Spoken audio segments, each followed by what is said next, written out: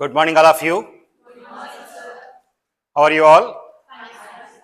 Welcome to the CPD, which last time we have conducted a CPD psychometric assessment, but the solutions are not given. So based on the test only, what are the questions are asked, and we are doing the CPD with this one, right? So let's start the psychometric assessment solutions. May I know what is the first question of the psychometric assessment? What was the first question which you have written the assessment? First question. You can't remember? What is pedagogy? Okay, fine. We'll see that.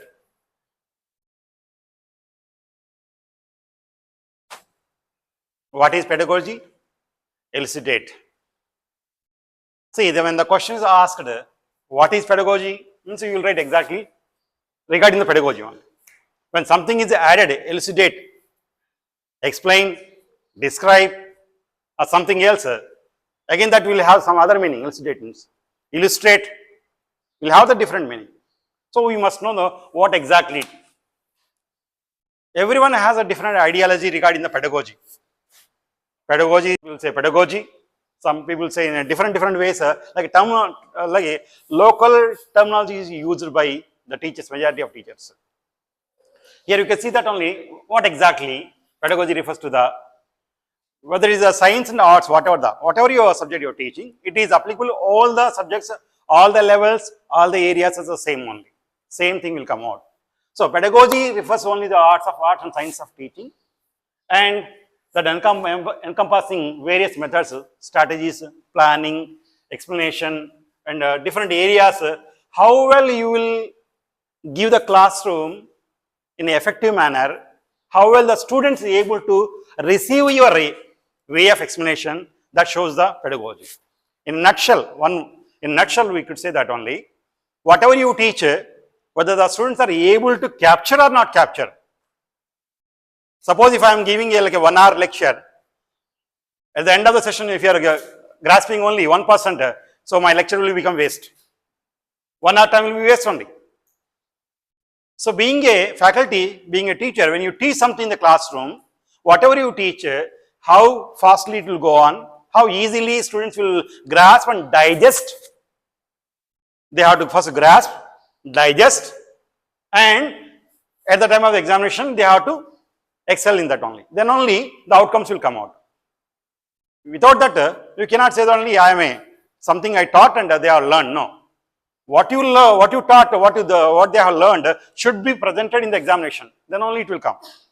So pedagogy is something else that will give the different areas, strategies, principles, and every educated, like whoever, like when you say I am educationist, being a teacher, you could say that you are educationist, and you are talking about only how well you deliver the content, how nicely you will explain in the classroom, how clearly students will be able to grasp you. All will give a clarity and a clear picture where a students are able to capture, and students are able to give their, they will give an ear. Ear means giving the ear, means listening you. So that's what only, without any distraction. When somebody is listening means you should listen completely, not to like a half mind is somewhere else, half mind is somewhere else. No. Exactly you should listen, means without any distraction. That's all will give a clarity about the pedagogy. So the pedagogy gives a clarity about how will engage effectively students, about the critical thinking and teaching techniques. Different areas are all these together only, it is called pedagogy. So every teacher must know that. Whoever in the world, once he or she is entered in the education sector, must know, it is mandatory. Without knowing that, what are the subject you are teaching, at the end of the day, the result will be zero only. You may perform something else, result will be something else will come. But being a teacher, without knowing the pedagogy, nothing will come out. Okay? Going for the next one. What are the key aspects of pedagogy? What exactly? What are the levels are there?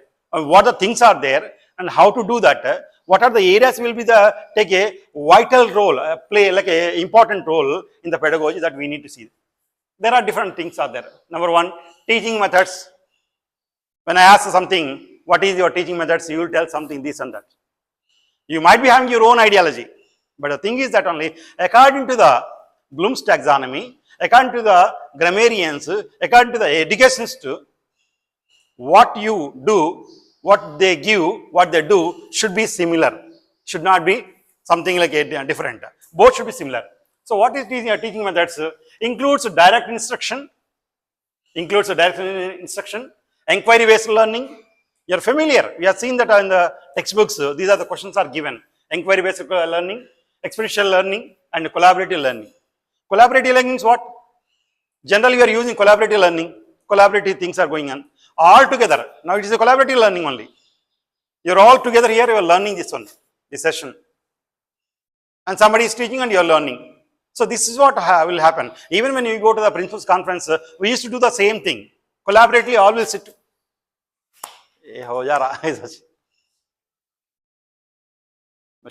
For the key aspects of pedagogy, the first one is the teaching methods. So that includes direct instruction, inquiry-based learning, experiential learning, collaborative learning, all these things. And the second one is student-centered learning. Student-centered learning. As you are familiar, when we take the demos, we are always expecting that the demos should be student-centered, not the teacher-centered, right? But majority of teachers will give their centered only, not the student-centered. So student-centered means encourages active participation, problem solving, that is called PBL, problem-based learning, and inquiry rather than rote learning. Okay, inquiry rather than rote memorization. Third one is assessment and feedback. Assessment and feedback is nothing but the continuous evaluation of students' progress. How we used to take the demos, after that we will give the feedback. Similarly, when you take something in the classroom, when you you may take the flipped classrooms, you may take the any assessment, then after you can give the feedback where the student has lacked, why, where he or she is lacked, that you can explain. That's called giving the feedback.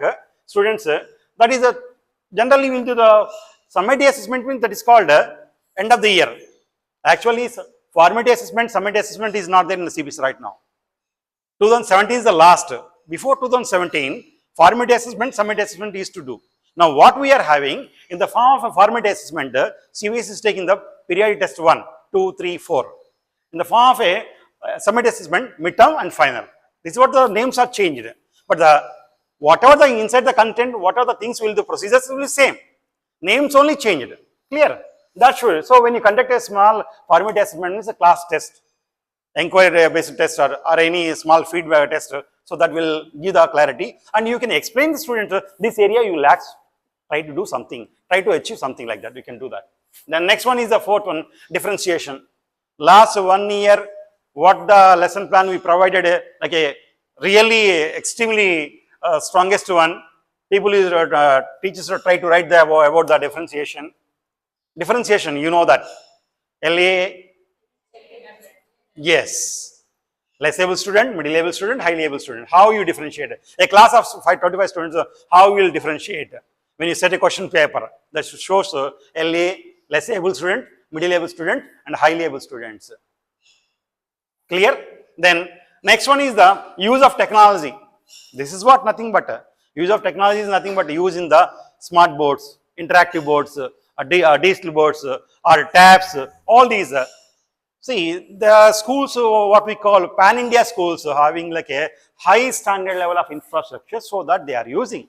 But all the schools cannot be afforded that thing, because it depends upon the area, depend upon the student community, parents community, teachers community. It will matter a lot. So on that basis, it will go on. So going to the next one. Then pedagogy is there. There are, you will say, pedagogy sir, methodology sir. But how many types of pedagogies are there? Have you ever heard this terminology? Pedagogy. During your training, B.Ed, M.Ed, different types of pedagogies are there. So one is a teacher-centered pedagogy, which is nothing but a teacher-centered class, similarly. So where traditional approach, long back, we used to just read, explain and go. Only the teacher will take the active role maximum time. But others will not, students will not participate in that. Only teachers. You could hear only the teacher's voice, nothing else. and where the teacher is the main source of knowledge. You are the only one.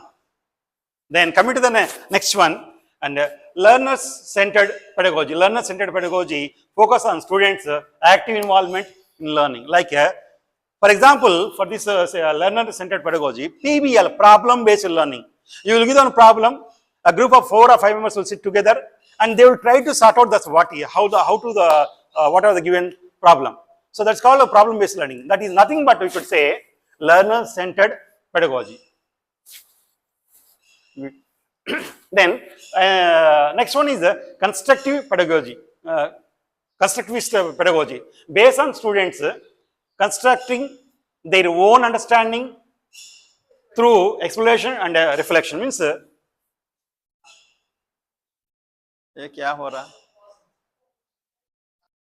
so next one is what are psychometric skills and how will they be applicable in the classroom. There are different areas are there. Generally what we used to do, a teacher, something they will prepare, they will go into classroom, traditionally they will teach and go. It's not like that. Now the trend has been changed. Trend means it's not like something like a upgraded other areas. Only a teacher should upgrade himself, herself. How well you will teach in the classroom effectively so that the students are able to understand. So based on that only there are different areas are there. Psychomotor skills refer to the ability to physically perform tasks that require coordination between the brain and muscles.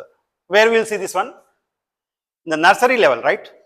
Nursery level, kids are not able to hold the pencil at the base level. So that we need to see that only. That's called only psychomotor skills, cognitive skills, domain skills. These are we need to see that only. Every school will do that at the time of admission for the nursery students or LKG, UKG students. We will check these are the areas. Apart from the speech also, whether they are able to speech. Means the speech therapies are there. Like they might be having a kind of a cannot be able to spell, cannot be able to talk, cannot be able to see. There are different areas will come. So all these things we'll see that only. And these skills involve movement, fine and gross motor skills, control and hands and eye coordination. Everything will come out. There are all these like categorized in Bloom's taxonomy, which we already, I think last year we completed a Bloom's taxonomy, right? Last year we had a detailed Bloom's taxonomy presentation done based on how it will be applicable. So there, if you have seen that, if you have observed that, if you go through back all these areas, you will all will get only these things. So psychomotor skills are something like a important without knowing, without using, taking the child's, you are trying to nurture the child, it is very difficult. Okay?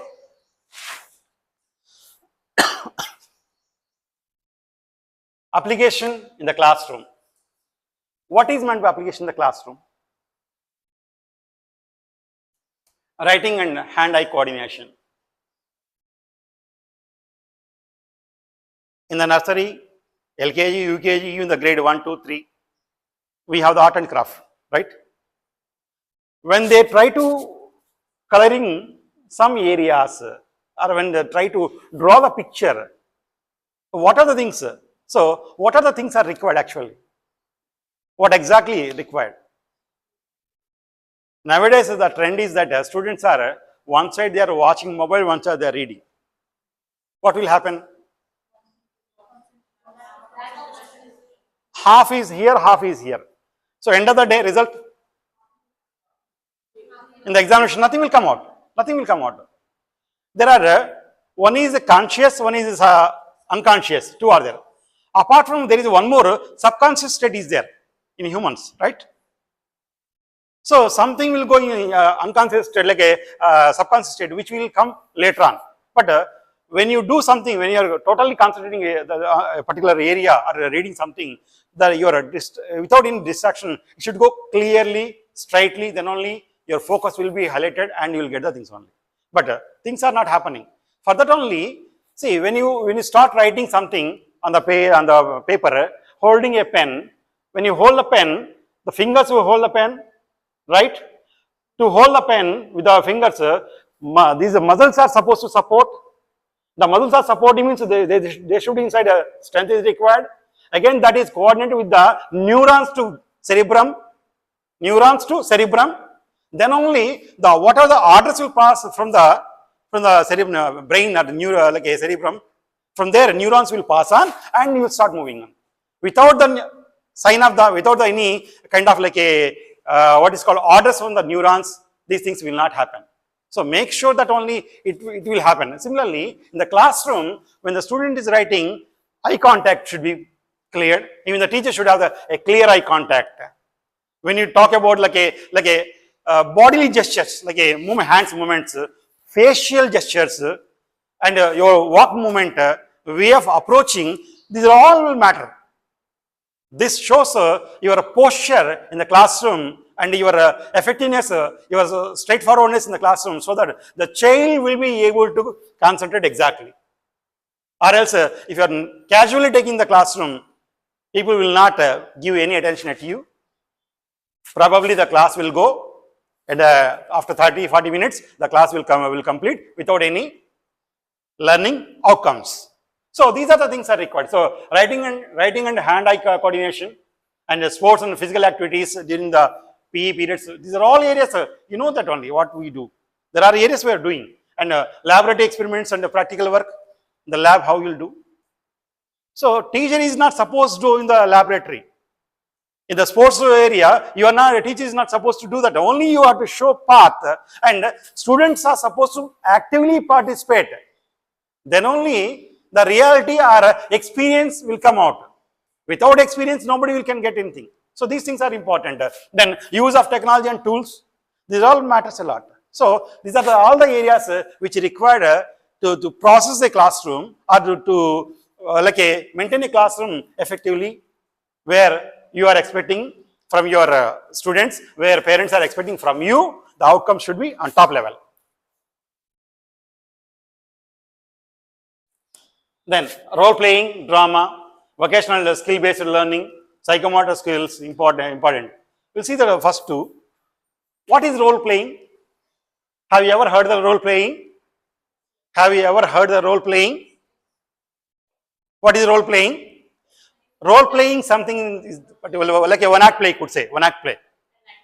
Enacting something, playing in front of the people, and showing something, what skill you have, based on any events, past, already done the things only. Suppose you want to perform a small one act play of Shakespeare's drama, Hamlet, or anything, Tempest, you take out anything as you like it.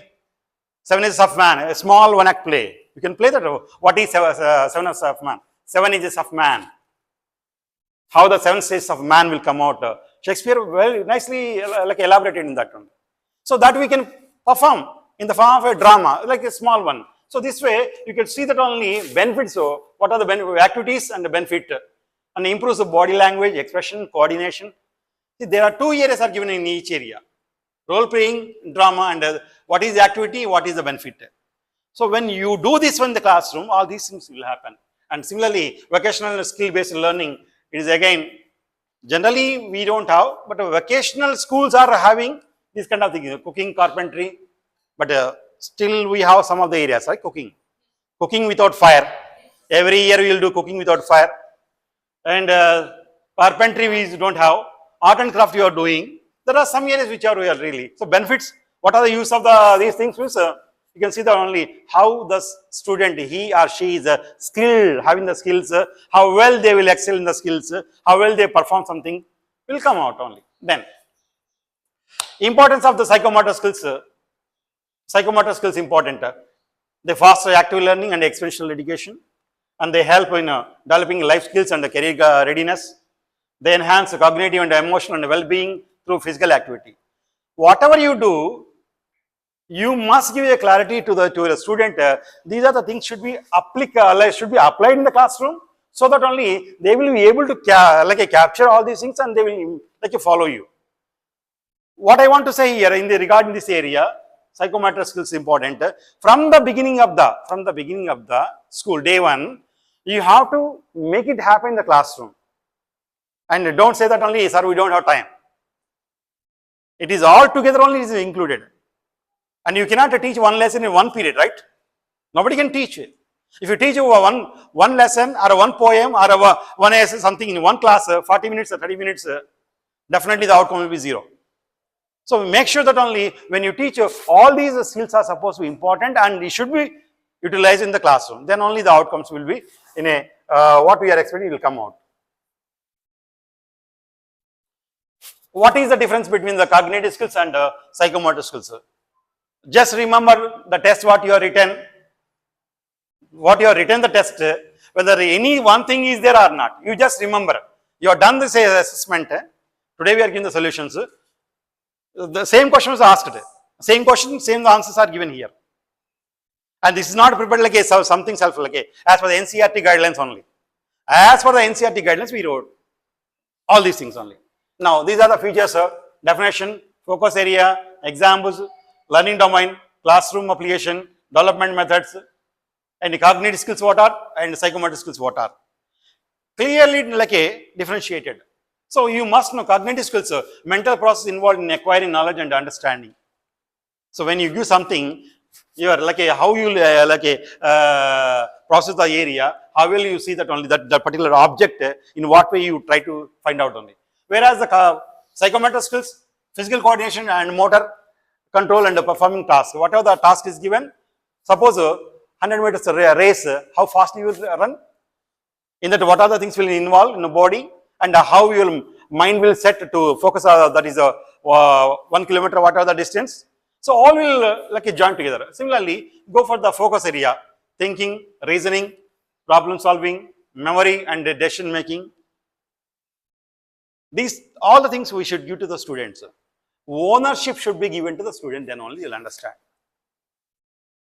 See, every teacher is doing everything they themselves in the classroom. What students will do? What students will do? So you are supposed to give one example. The rest you are supposed to ask to do in the classroom. Like a flipped classroom, what we have done.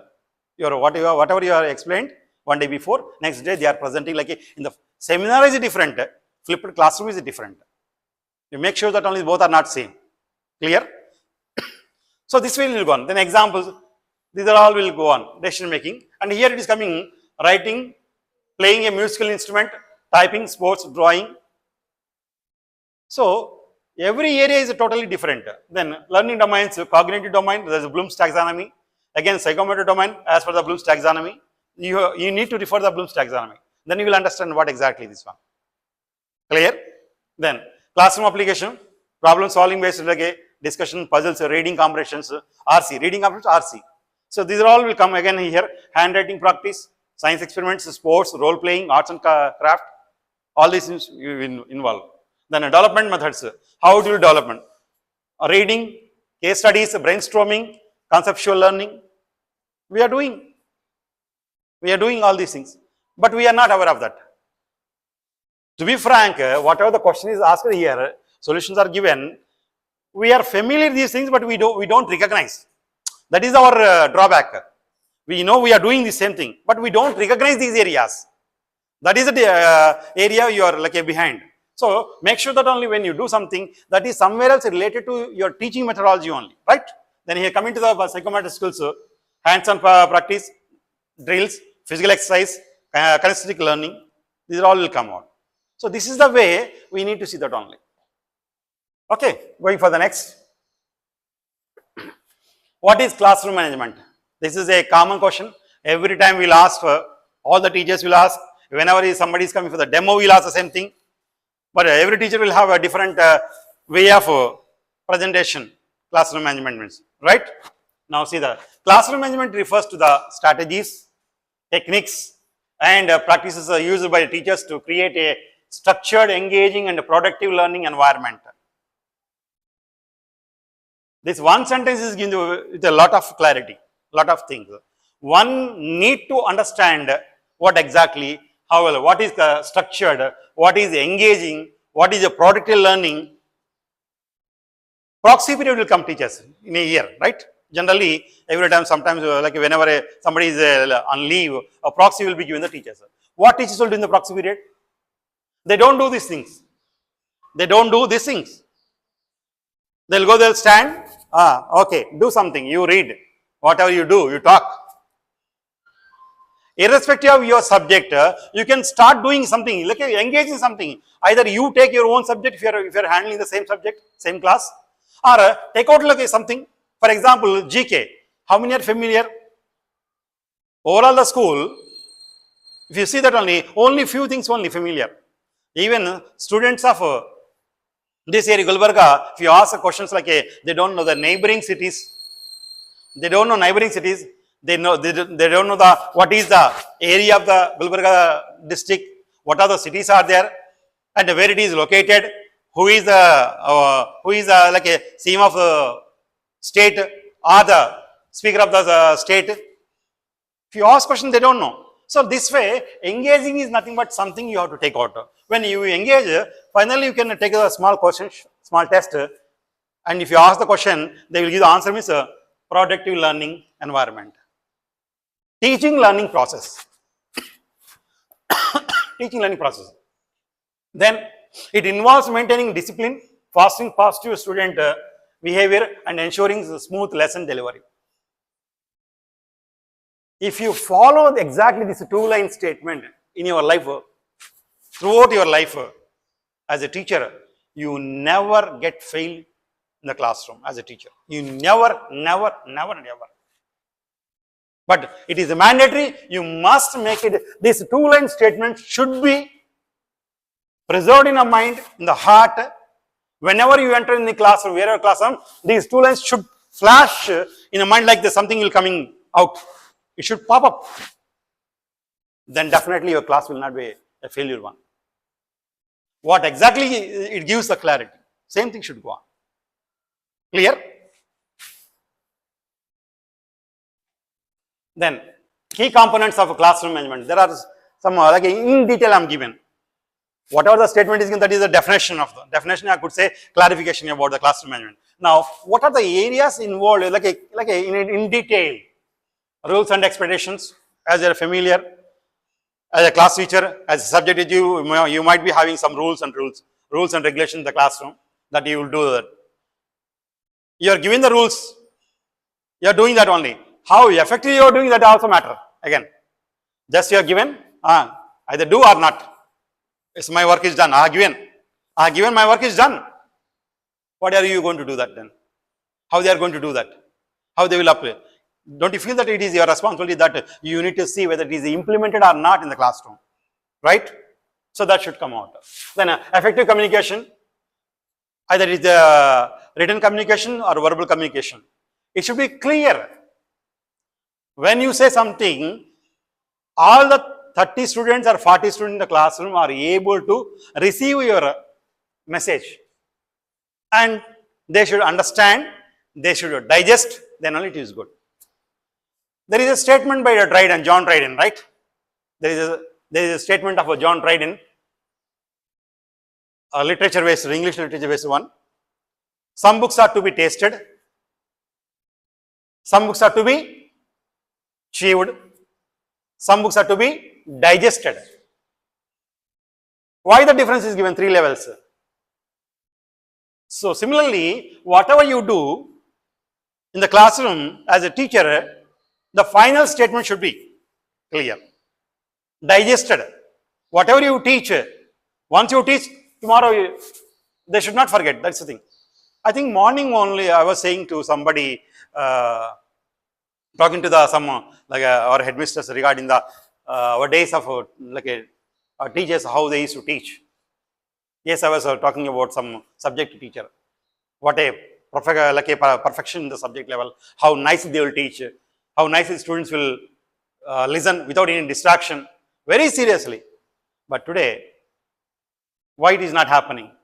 Because the constructive way of techniques were used, prepared by the NCERT guidelines, whatever teachers are not using in the classroom. That's what only students are getting distraction and they are going somewhere else.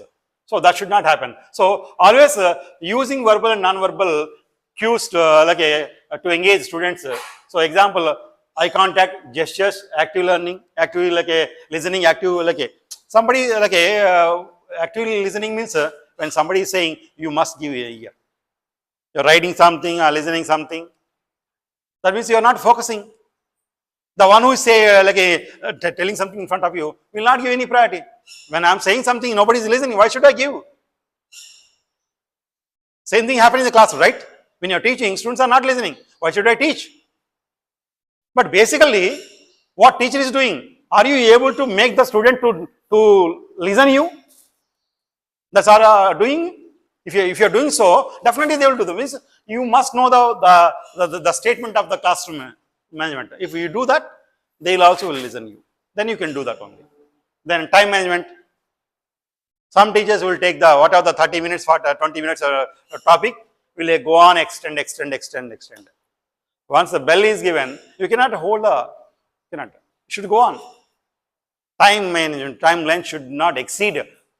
Timeline, if you are exceeding, that is very difficult, right?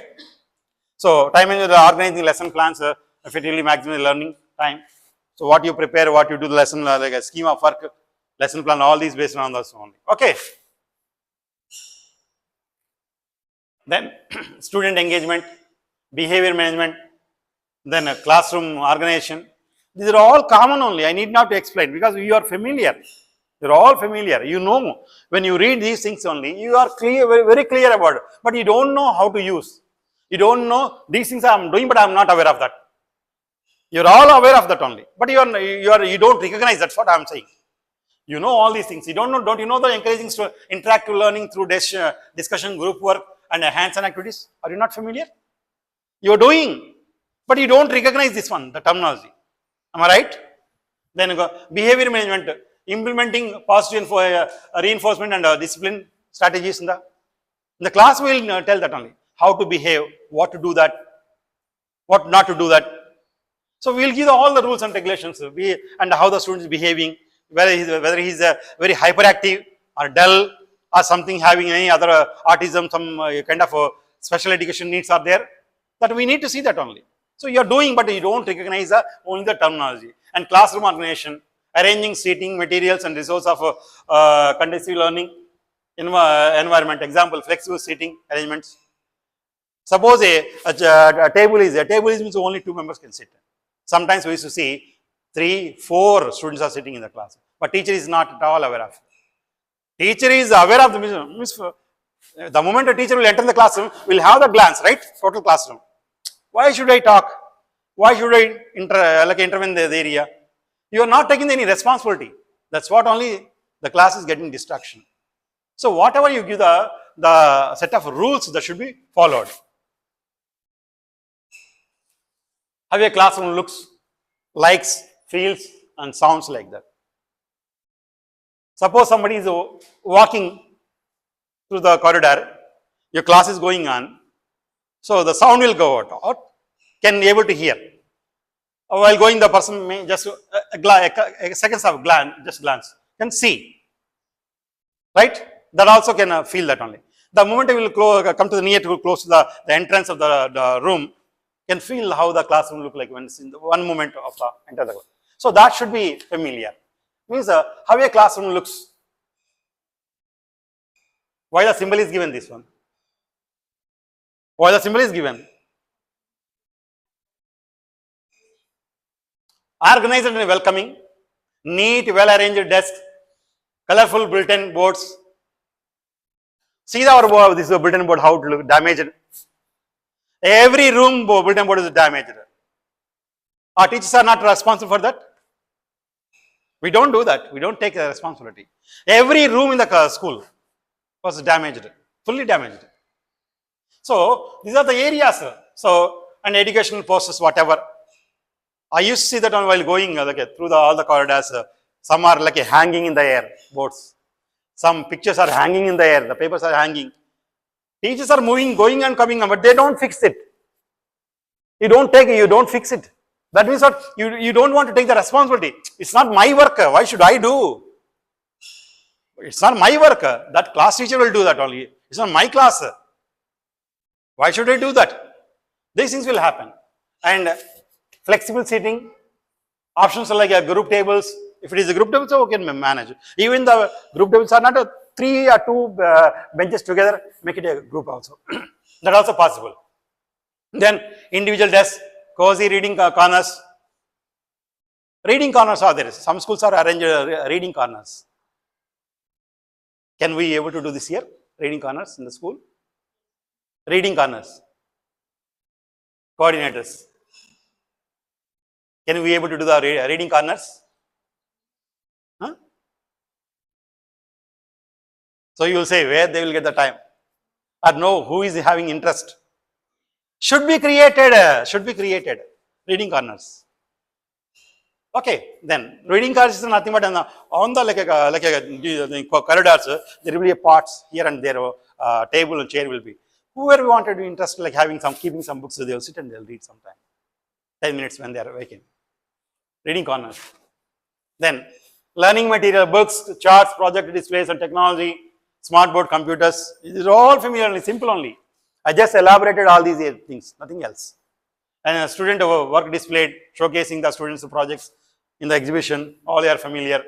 And clear rules and schedules, all these are familiar only. I did not explain, simple words. It's not like something hi-fi English word, simple English words only. They're familiar. But you already not aware of how to implement, how to utilize these things, how to give the instruction in the classroom, how to follow. Teacher should follow first, then student will follow. But generally what will happen, teacher will not follow, will ask to student to follow. Maximum time this is what I have been observing in different areas. Not only here, our school. Whether I was in UAE, Maldives, Bahrain, India, Hyderabad, wherever. Teacher will not do the first. As a leader, first you must accept. You must follow the trend. Then you can ask, then you make it mandated to the student, then they will do that. Without you do and asking somebody to do, cannot be possible. How a classroom feels. Any new things are there here? Any new thing? All are simple only. But what you are written in the assessment, you just remember, maximum all the, except some 7 teachers are new teachers, the rest all you wrote the assessment. What you are written, just remember these are the answers. So, safe and inclusive, engaging, motivating, supportive, encouraging, positive and collaborative. I need not explain all these areas because it is a very simple language and it is given. You are familiar. Anyhow, this I am going to share with you. This PDF I will share with all the teachers. No need to worry. Pay attention. Just no need to worry. I will give and you must learn these things only. Once you learn, one time you learn, lifelong it will be. How many years you will work as a teacher in lifetime? It will be permanent. It is not going to change. Grammar is not going to change. It will be permanent only. Clear? How a classroom sounds like? It sounds like how? Like when you are going, some classes are so noisy, so disturbed, so distracted. Teachers are going on shouting, oh, hello, hi. Nobody will give. Somebody dancing that side, somebody is on the table, somebody is going and coming for the washrooms. But teacher is standing here, teachers looking the only one table, 2 students, others are going, coming. We don't know that. Who is going, who is coming? We are not familiar. Are we experiencing or not? We are experiencing. Why? Because it is not like a properly arranged classroom. So it was asking that only active but controlled. The class should be active but controlled. Student discussing, asking questions and engaging in group activities. That should be in a proper way. If you arrange in a proper way, it will be clear. Encouraging and respectful. What a language you are. You are familiar. I will not spell the words here. The words that students are using. What kind of a language they are using? We must understand this one. And student-centered. More students' voices than just the teacher's lecture. So, what is happening then? If this thing is happening in the classroom, then what is the status of a teacher? What is the identity of teacher in the classroom? Clear? So only the student identity is there, teacher identity is, nobody can see that teacher is standing and saying something, no. And then occasionally quiet and focused during the independence work, sometime only that Assembly area only. That is the only area they will be, that to some extent. I have been observing on these things only. When I was not in the assembly, how the assembly looked like. When I was in assembly, how it looked like, I am familiar. And you are also very familiar. I am not saying like beating a trumpet, you know very well. Right?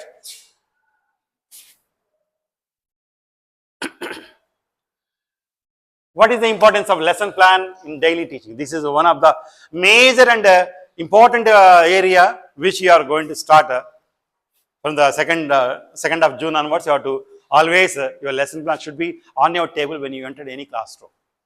Whenever you enter any classroom, whatever the classroom, except a proxy, your lesson plan should be on your table only. Anytime we may enter in any classroom, if you don't find out the lesson plan, and probably you will be given a show cause notice. Whatever the lesson plan will be prepared by you on the table in the classroom, whatever you're teaching on the board should be same. Should be same. Your lesson plan and whatever the board on the board, whether it's a board or on the like a desktop or like a on the smart board, both should be same only. Clear? So a lesson plan is a structured roadmap that guides teachers in delivering effective instruction. It outlines learning objectives, teaching strategies, activities, assessments, ensuring that the lesson is well organized and goal oriented.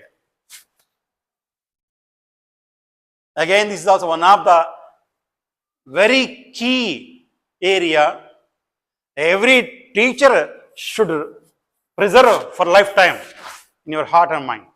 For lifetime, I am saying, not one day or 2 days. Forever it should be in your mind. Then definitely you will get whatever you want. Clear?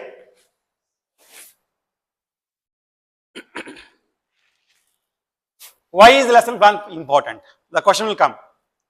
Some teachers will ask, I heard like at the beginning, what is the plan of lesson plan? Why to write lesson plan? Without lesson planning, we learned.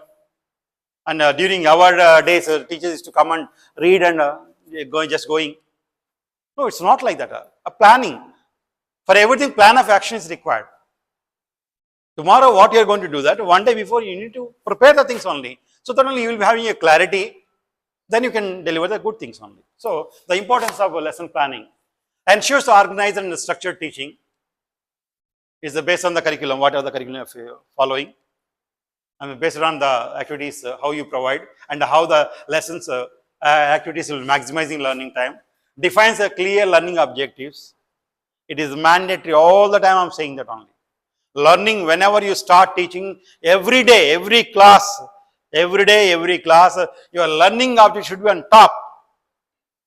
Suppose a lesson started, first day you completed only one page, the 2-3 pages are left out for the next day or day after tomorrow. Up to that only you have to do that. Next day when you are coming again, whatever you will be having clarity. Today I may complete within the 40 minutes, half page I may complete, 1 page I may complete. So based on that again you need to prepare that lesson, like lesson learning objectives. Then only it will go on. So this way it should go on. Then enhances the students' engagement. If it is a clearly prepared means, automatically students also will get the clarity. I will give a simple example. Why students are getting distracted here? Why students are not getting distracted in other schools, some other schools? There are XYZ schools are there, where the classroom is completely like what is called like a very effective classroom. Even I had been like a part of the like a school long back in Hyderabad. There is a Kakatiya Academy in Hyderabad, SR Nagar. So there a teacher is not really required. Whether the teacher is there or not, generally a teacher is supposed to go and teach and come back. But even when the teacher goes out, students will not get distracted. They will always have in the books only. They will go and read. That was the first time in my life I was really wondered what kind of students' mentality, what kind of mindset of the students. They don't want any teacher. All the time they will refer. Because the students' focus is, the grade 10 students' focus is only for the aims, JIPMAR, top level aims, that level. So they never get distracted by anybody. Always having the something, go on, read, preparing. And the textbooks look like a fully scribbled with the pencils. Tell me one thing, when a book will be completely look like a scribbled by the pencil? Yes, if the student is able to read each and every line and highlighting the important areas and what are the things will go on clearly, that is called a fully prepared, well prepared text, well prepared lesson. Then automatically the student is able to answer any question, whether they twisted, whatever the thing.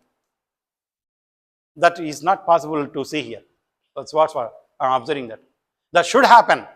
That should happen. Then in that case, what you are really feeling that the outcomes surely will declare. Okay. Then apart from that, facilitates effective classroom management, supports differentiated instruction, improves teacher confidence and preparedness, aids in assessment and reflection. Whatever I am from the first slide I am giving, everything is you are familiar only. Everything is familiar. Only the thing is that only when you start writing the day, this assessment, you are not able to get anything. Why you are not able to get these things? Because you never refer any book. You never read any book. You never go through any book.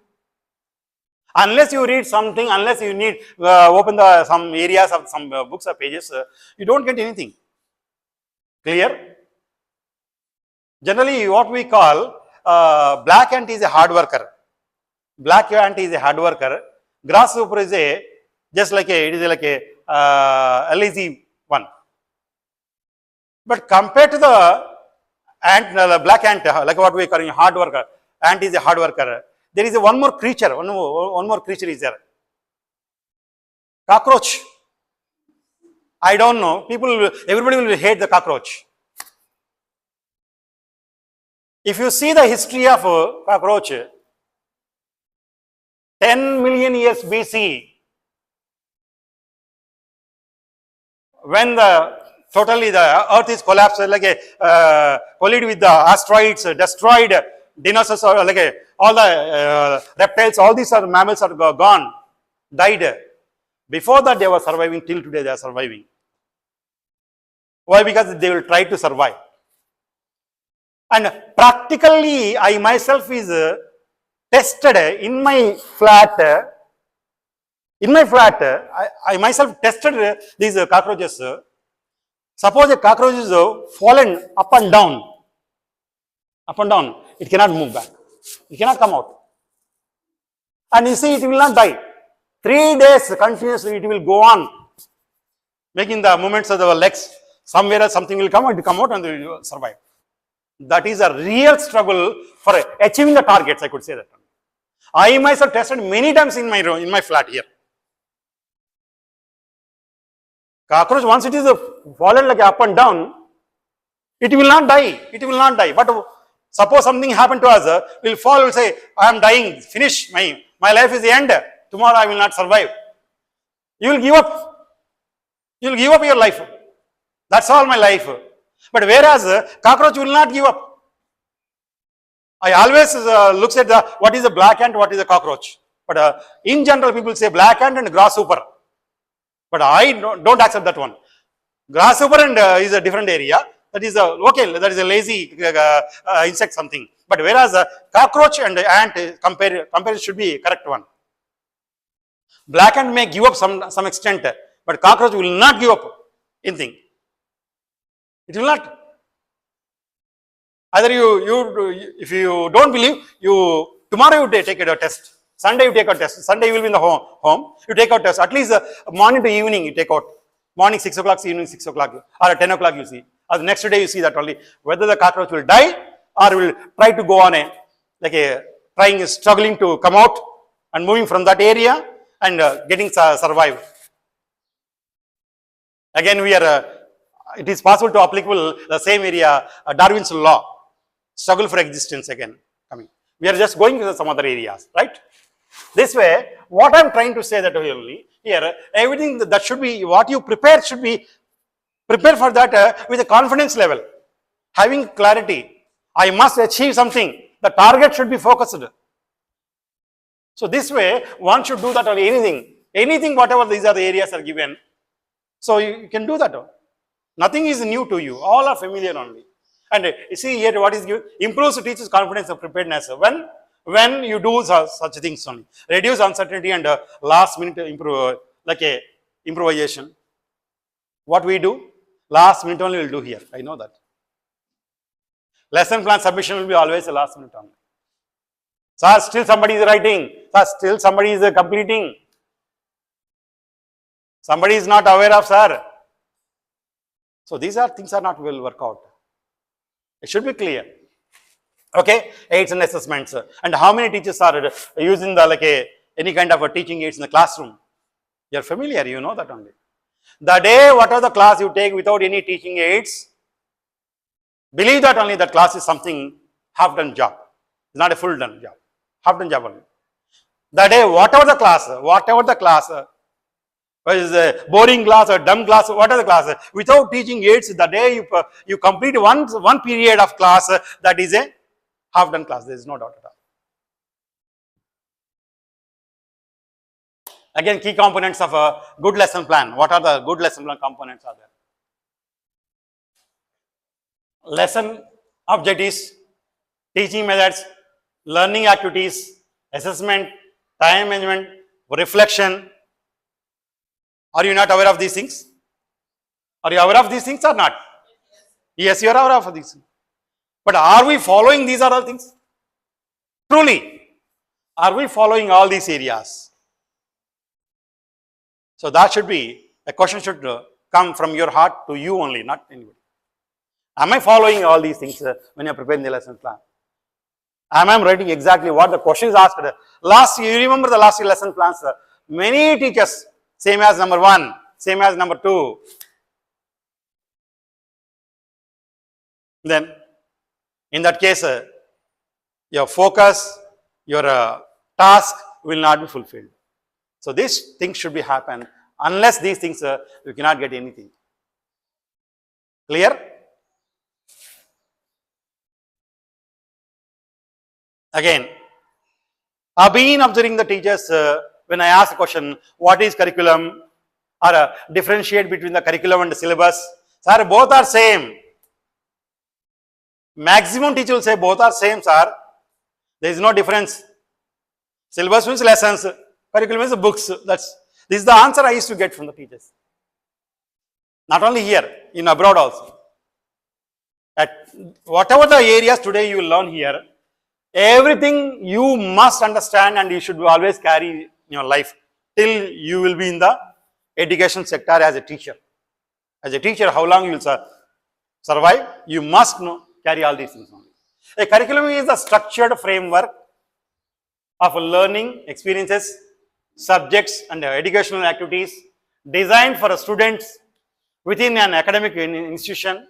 It includes what students learn, content, how they learn, methods, how their learning is assessed, evaluation. This is nothing but the curriculum. And how many are familiar truly? You know very well. If I ask question, you know what the answer will come out from your side. You know very well.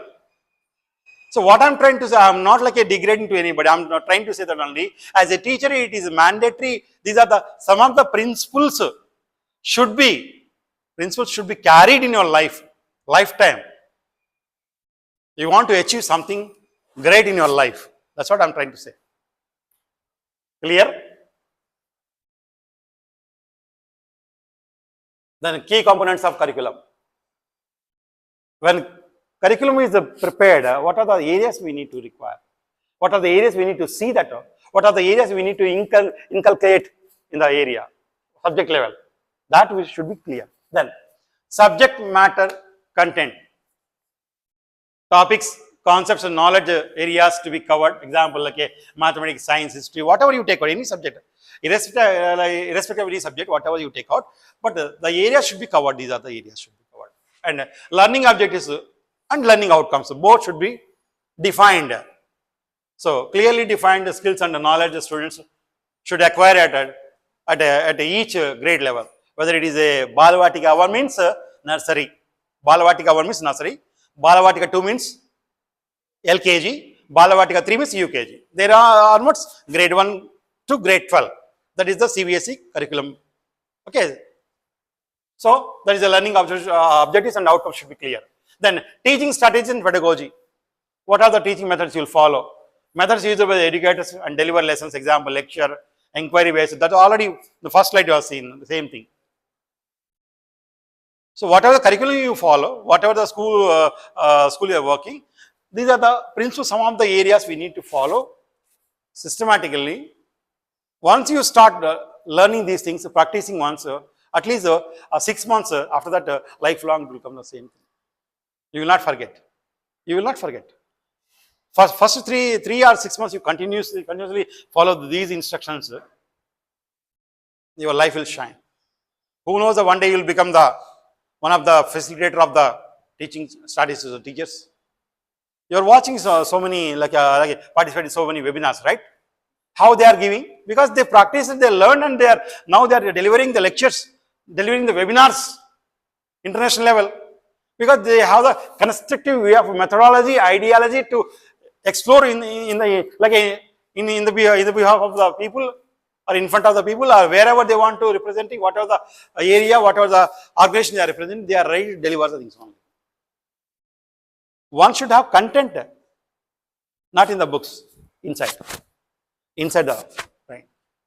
And that should be executed properly. When you start executing, things will come on. Clear? Then, so these are the things. Then the fourth one is assessment evaluation. How assessment will take out PT1, PT2, PT3, PT4, midterm and other areas. And based on that only in that assessment, what are the areas you will cover? RC will cover, quizzes will cover, mapping will cover, or you will get short answers, short answers, then long answers. There are different areas will come out. And co-curricular, extracurricular activities, all these things will come out. And what are the standards of curricular standards set by educational boards like CBSE, ICSE, IB, different IGCSE, different areas are there. All these should be covered. Then it will be nice. So everything is structured. For example, I will give a small example, simple example. A school, this school, our Bakhar Public School, a school is having a structure, plan of structure. The first level is the president of the school. Second level is the secretary of the school. And the third level is the principal of the school. Fourth level is the headmaster of the school. Then next level is the coordinates of the school. Then next level is the head of the departments. Then teachers will come out. This is a well structured organization chart. Similarly, when you prepare any curriculum, when you take out any subjects, start preparing the curriculum, all the areas, whatever the shown areas should be arranged sequence, in a proper sequence, systematically. One should not be up and down like a zigzag. Should be clear, one step by step by step by. Then it will come automatically.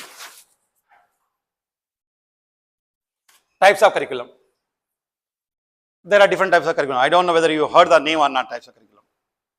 Formal curriculum, hidden curriculum, co-curricular curriculum, core curriculum, elective curriculum.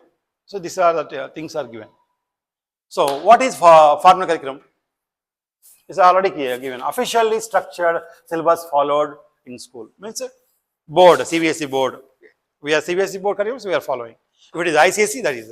If it is IGCSE, Cambridge, that's a different. If it is IB, that is a different. If it is state, that is a different. So this way, whatever, as for the officially declared the thing that we have to follow, that is the formal curriculum. Then hidden curriculum means unwritten values, norms, behavior learned through school culture. This is also depend upon the area, which area we are working, which area the school is located. Based on that, the surroundings will, how the impact will come, based on that only that will come out. We'll add some more these and things. Okay. Then co-curricular and curriculum activities beyond academics, like sports, arts, the different things are. Last year we tried to go for the preparing a football for the student, but that was gone. And even we started like a karate in the school. At the beginning, the n number of students, And we have seen in the annual day how nicely they performed. But what happened today? There are few, because the area, the location, the surroundings are not encouraging, so that only things are going down. If they are encouraging, things will come out. Only the support is required. Then core curriculum, this is the essential subjects that every student must study. It means core subjects. Other than the languages, all those are like a science, maths, social science. Is like a, these are all called like a core subjects, or you could say elective subjects. Elective subjects. So that should be mandatory all the exams. And elective curriculum, optional courses are chosen by students based on their interest. We have the IT. IT is optional, right? It's optional course. You can go for any other optional courses like skill-based subjects you can take out. That is optional. That will support in the time of the examination, final examination.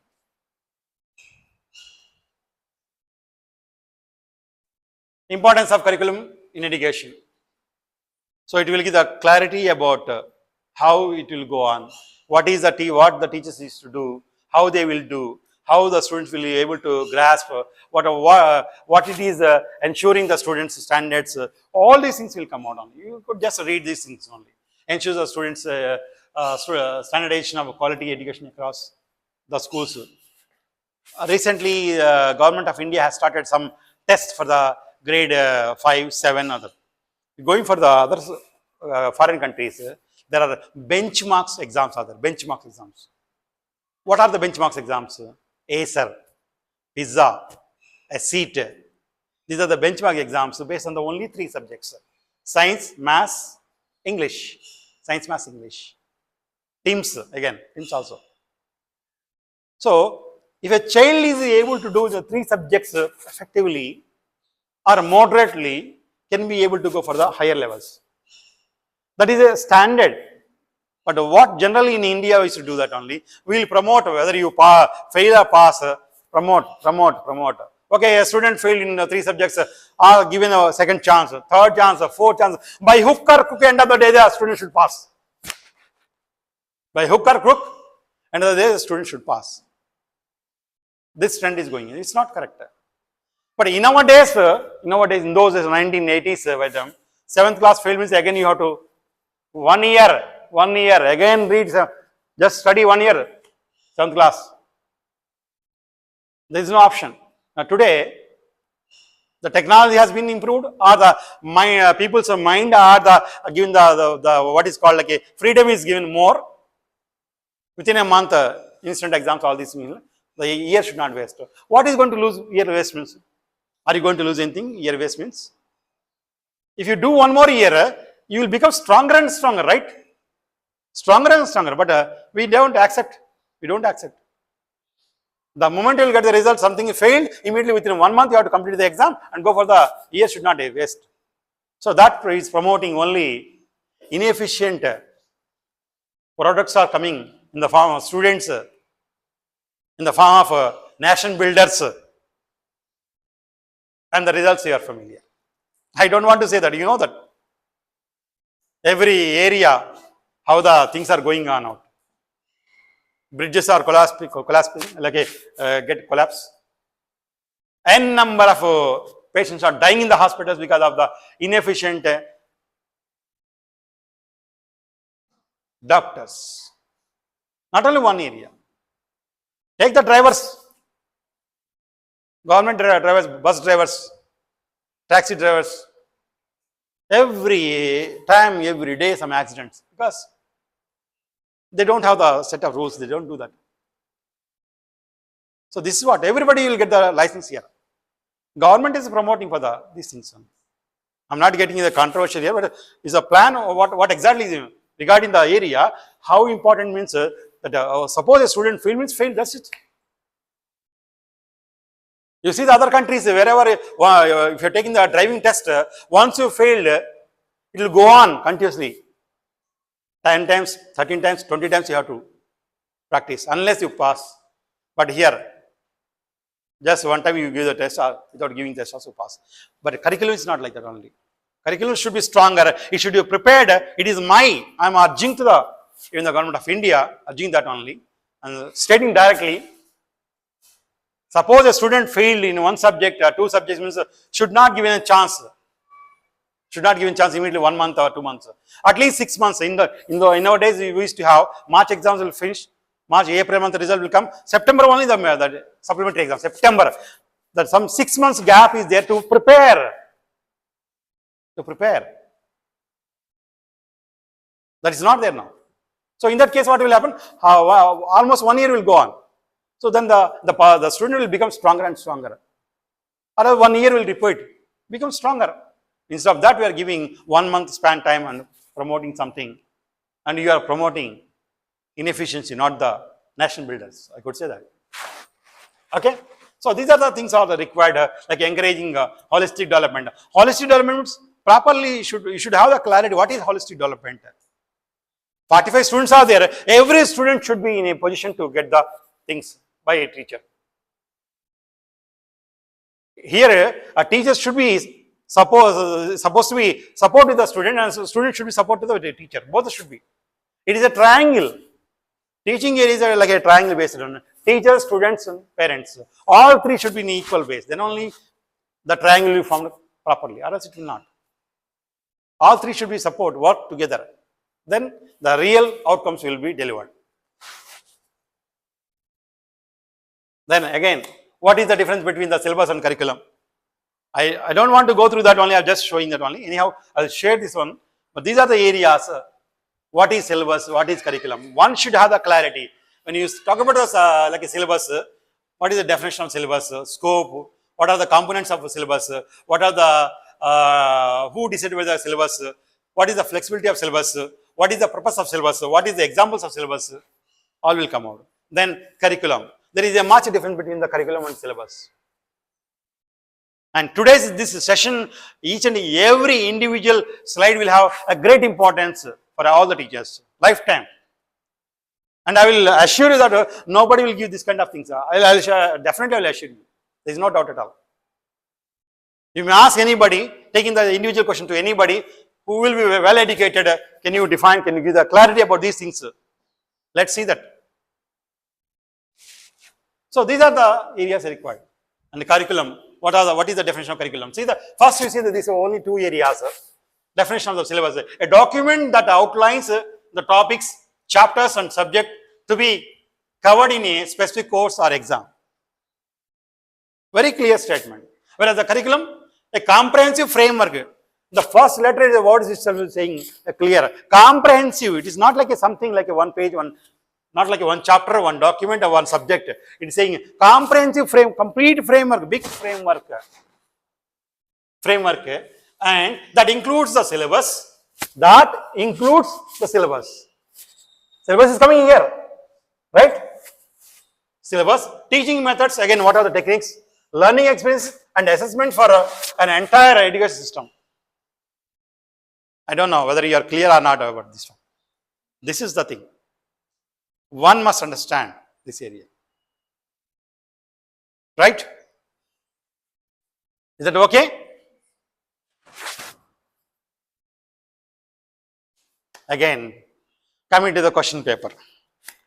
Setting a question paper, how important you know that. As a teacher of whatever the class of X, Y, Z class, for the preparatory exams, for the period test or the midterm or the final, whatever you take out. When you set a question paper, you know very well on what base a question paper should be set. But what we do, take out the 2 lessons of the, period test 1, PT1, June, July month, 3 lessons completed. After the lesson, there are some questions are there. Here one lesson, here one question, that one question. In the lesson number 1 question number 1, lesson number 2, question number 7, lesson number 3, question number 3, 173 something will take out. Frame the question. One here. But you don't see that only what exactly the blueprint is required. Whether the blueprint is based on, like, it should be followed what the Bloom's taxonomy says that only. Questions are differentiated. Different levels are there. Like, see that. In the context of education, a blueprint refers to a detailed plan or an outline that specifies the structure of an assessment or exam, any examination or assessment. It acts as a guide. It acts as a guide to ensure that the assessment covers all necessary topics. A lesson will have different areas, right? If you take one lesson, a lesson name is called water. Okay, water, name of the lesson water. In that, after the lesson, you will be having the short answers, very short answers, MCQs, long answers, match the following. Correct? There are different areas, experiment. Different areas are there. So all these includes only one lesson. So when you prepare a lesson like a question paper, whether these are the areas that are covering or not covering, or you are only covering only questions, will take out the other things, leave. So there only students are not getting the proper knowledge. So these are all should cover. Assessment covers all the necessary topics and skills, aligns with the learning objectives and is balanced in terms of difficulty and question distribution. Balanced question paper. A class of 45 students, only 4 are top level students are there. Top best students are only 3 are there, for example. Rest of the some 25 students are like a 25 students are less able student. The rest, whatever the 25 plus 3, 28. Remaining what? What are the number? That is a less able students. So when you prepare a question paper, you must keep in your mind, my question paper should be balanced for all the 3 levels, right? It should be balanced for all the 3 levels. Same time, the question paper should be balanced with the blueprint. Blueprint as well as you can say Bloom's taxonomy. Am I going on correct? So this way it will go on. Now see this. What are the, again, blueprint, what are the things are in the blueprint? Learning objectives should be clear. Content area or topics, types of questions, what I said just now. Same thing. I'm just trying to explain all these things. The same thing is given in an elaborated way. This way it will go on. Different format questions and such as multiple choice, any essays, short answers, very answer, practical, everything is there. What I said, everything is there. This way a question paper should be prepared. Then easily it will come. Clear? Weightage again. What is weightage? Suppose in a water lesson, there is a question is given, define water. Define water means definition of water. You will give a state of a liquid, something like you will give the, okay, definition will be given. So what will give the marks? Weightage. You cannot give the 10 marks that question, right? Only definition was asked, like 1 line or 2 line answer. The definition 1 line or 2 line answer, right? So based on the answer only, your weightage means 1 mark or 2 marks. Maximum 2 marks. Even the 3 marks is not applicable. For definition, we are giving the 3 marks, that is the wrong weightage. Wrong weightage. Weightage should be clear. The allocation of marks are a point to each topic or type of question. This ensures that the assessment is fair and balanced. How many are doing? How many times have you done the same way question papers last this many years? It is a question. Every teacher should recall the things only, the past your areas only. Am I done these things earlier? Have I done all these things? Did I follow all these things? Clear? Then, difficulty level questions and time allocation, how much time? Suppose that 2 marks question is given a definition of the water. How much time should supposed to be given for the question? Half an hour will give? 20 minutes will give? No. 2 lines means hardly 3 minutes enough. 2 to 3 minutes enough. That is the timeline of that question answer.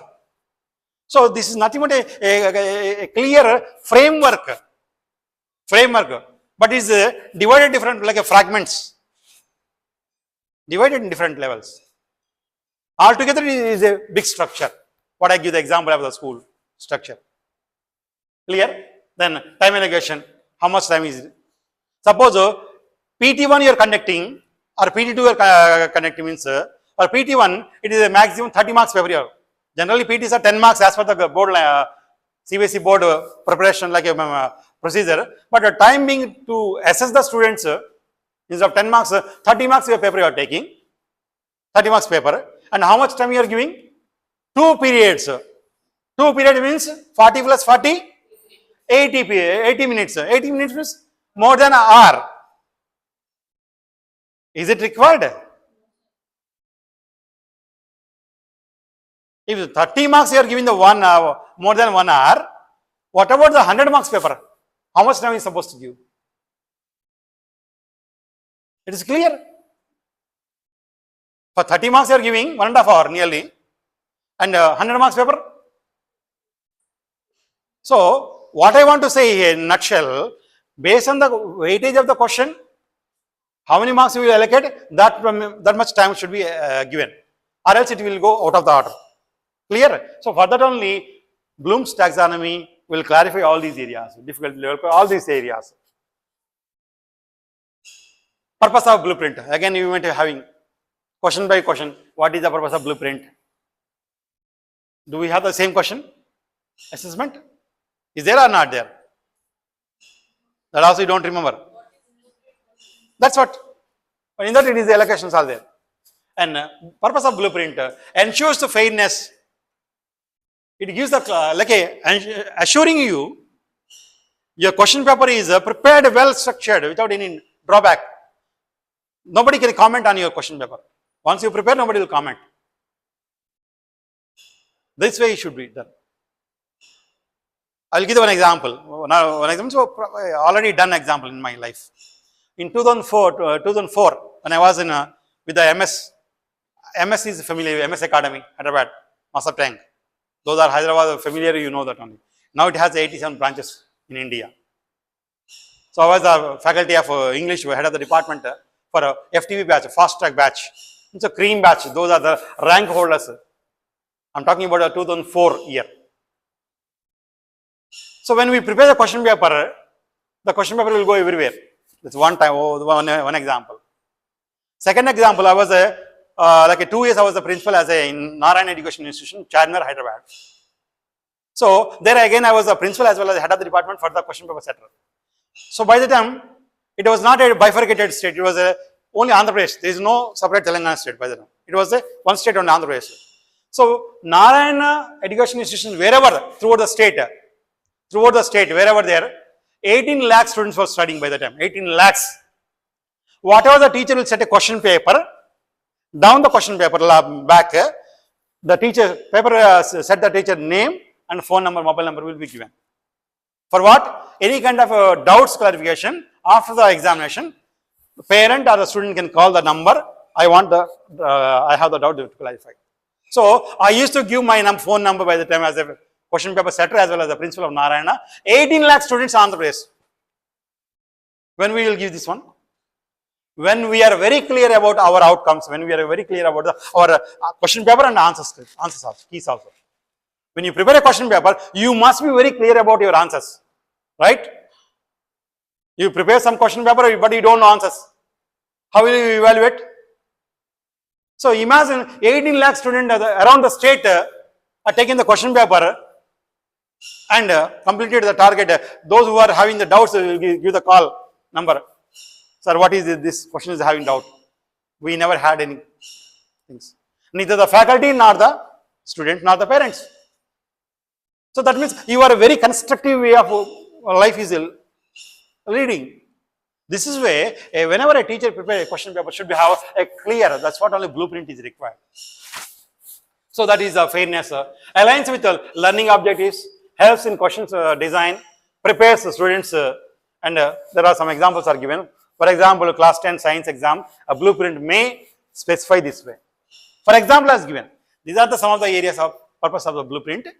For example, if you may ask what is the example, so the example is given here. Class 10 science blueprint may specify sometimes, may vary depend upon the curriculum again. For example, it is the physics, chemistry, biology.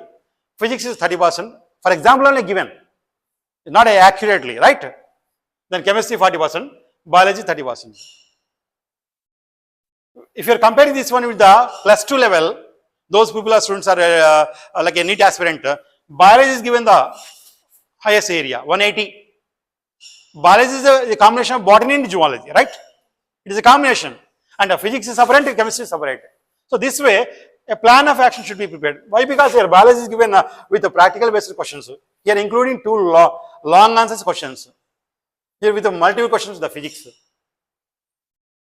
A question may come, define velocity, define mass, what is a Doppler effect? Or you can, in the form of a long answer, so a question may come out, V square minus Q square to 2S, explain. S is equal to UT plus half a T square, explain. P is MGH equal to expand. Any question may come. I'm just giving you examples only. This way. Even if you're going to the botany, zoology also, you may ask the questions like what is the cycle of Ross? What is the paramecian conjugation? You may ask. So different levels will come out only. So what I'm trying to say, when we have the clarity about the blueprint and the purpose is given, based on that only a question paper will be set with the weightage, with the help of the Bloom's taxonomy, and the question paper will be very strongest one, and nobody will comment on that. And students able to learn. This way it will go on.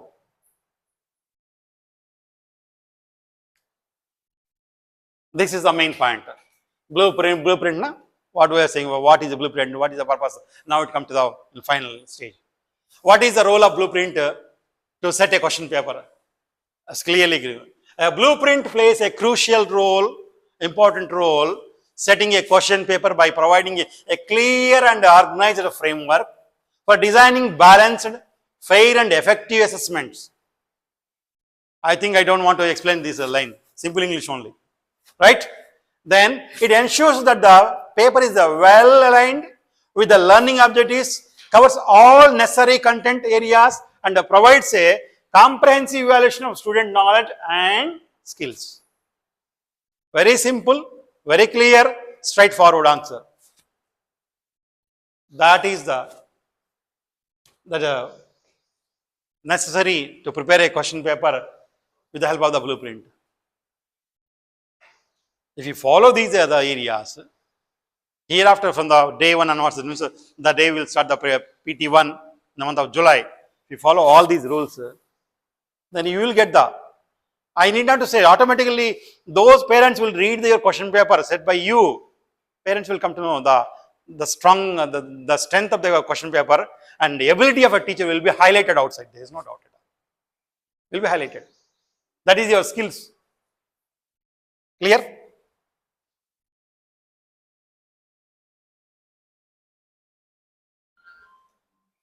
Almost same thing only, but expanded. Almost same thing. Key roles of a blueprint in setting a question paper. Ensures alignment with the curriculum and the learning objectives. Defines the content distribution. Determines the types of question. What are the... All we already explained these things only. But I have given them in detail so that everybody will understand. After the session, definitely I'll share these things. At least a daytime or a 2 or 3 days time you need to give for this document to read, go through, understand, and digest and permanently store in your mind, so that why I am saying, to excel your life in future, wherever you go, you should not bend your head in front of anybody. Any answer will come regarding this area, psychometric assessment solutions, you should be able to answer it. For anyone who will be standing, a chairman is standing, president is standing, who will, principal, whoever, you should be ready to answer. Once you prepare, you need not hesitate to stand in front of anybody. Right? So these are all things will go out. Balance questions to difficulty. Set marks distribution. Controls time management. So here one thing I want to set marks allocation. Suppose a question is asked, there are write the following questions. Write the following questions, 3 to 4 lines. Right? Each question will carry 2 marks. Each question will carry 2 marks. 5 questions are given. 5 questions are given. Each question will carry 2 marks. How you will give the allocation of marks? How will you give the allocation of marks? 5?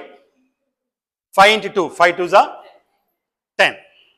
But frequently teachers are doing 2 into 5. It is stated that only 5 questions are there. Each question will carry 2 marks. Question will carry 2 marks. 5 questions are there. 5 2s are 10. You cannot write it 2 5s are 10. Right? Allocation of marks is very important again. And that should be followed exactly. And controls the time management. See, the blueprint helps in structuring the time and allocation of each section of a type of questions. This ensures that the exam is manageable within the given time line. 3 hours generally from our childhood we are following, practiced, and still we are doing the same thing. 3 hours paper, 100 marks. This many years, whatever the question we have written, we are familiar. Why 3 hours only given? Why the 100 marks only given all the time? Because it is a standardized thing. Now I'll give one more example. If you see the IB curriculum, International Baccalaureate, there you take out the, suppose you take out the science subject or social studies subject or English subject. Whatever the books throughout the year you will study, prescribed books you will study in the classroom. End of the day final examination, from the studied lesson textbooks, no question will come out in the exam. No question will come out in the exam.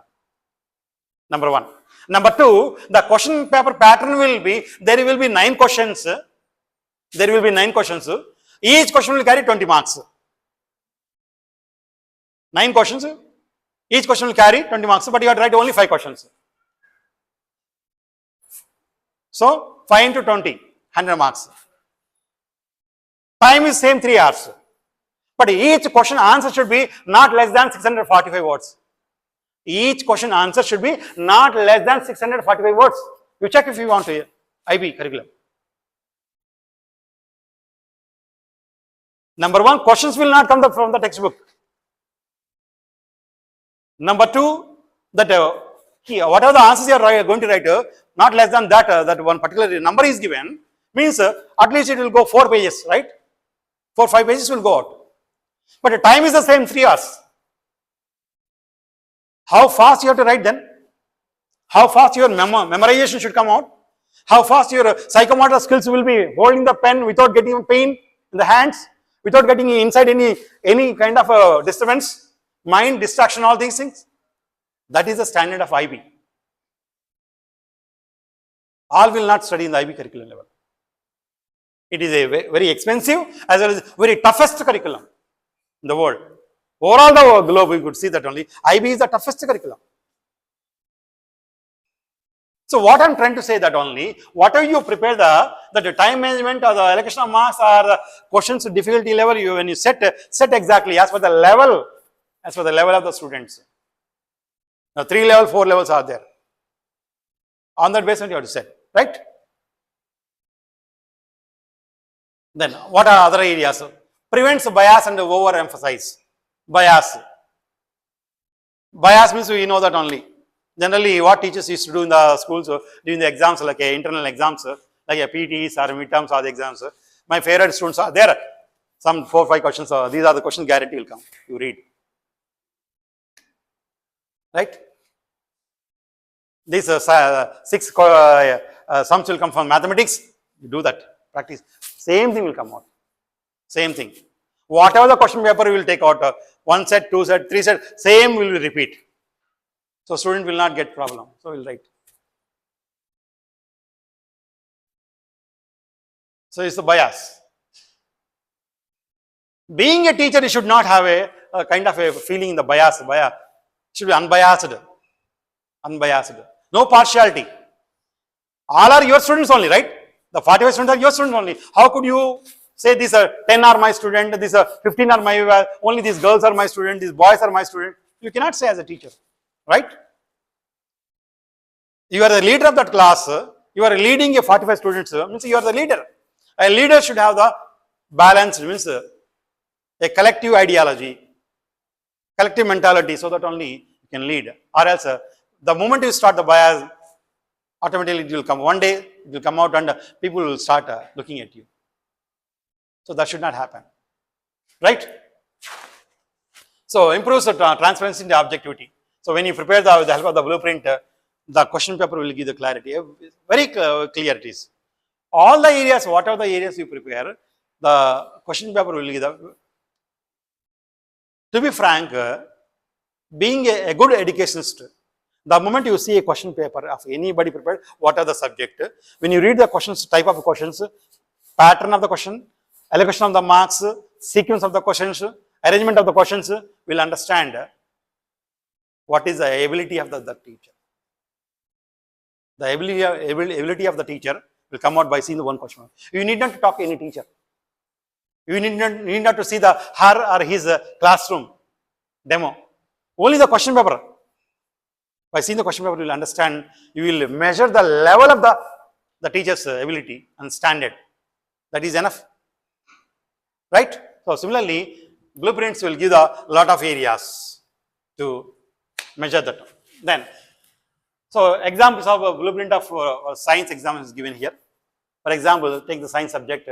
For example, 100 marks. These are the content areas are given. Like, it's not a, as per this only, these all the things are followed, but this is just a plan like that only. Okay. This way, physics will 40 marks, 40%, chemistry 30%, biology 30%. Questions will come out like this. Multiple choice questions 20 marks. Short answer marks are 30 marks. Long answer 40 marks. 40, 30, 70, 20, 90. So again, practicals, internal. But what we are following, 80-20. 80 is the like a theory, 20 is internal. That is 10 marks is a PT, 5 marks is a book submission, notebook submission, 5 marks is subject enrichment. That's what CBSE current procedure, what we are following currently, right? This way it will go on. Then again the question paper levels, easy 40%, moderate 40%, difficult 20%. Because in a class hardly 3 students, maybe 3 or 4 good students will be the top cream product. The rest will be moderate as well as like easy students only. So this is what these are the things will give out like the psychometric assessment solution will come out. What you have written the exam. I don't know how many are familiar what we have shown now today through this CPT. What you have written that day. How many are compare when you come just recall the things only. Compare how good, how is nice is, then you will come to know that only. So I hope you all followed, and moreover, all these majority of areas are followed as per the NCERT guidelines. As per the NCERT, it's not prepared by something my prepared type or fast typing something. No, as per the NCERT guidelines, only prepared. Okay, that's all for the today's CPD. Any questions? Any questions? You can have a questions if you want. Okay, right? Thank you so much. Thank you so much.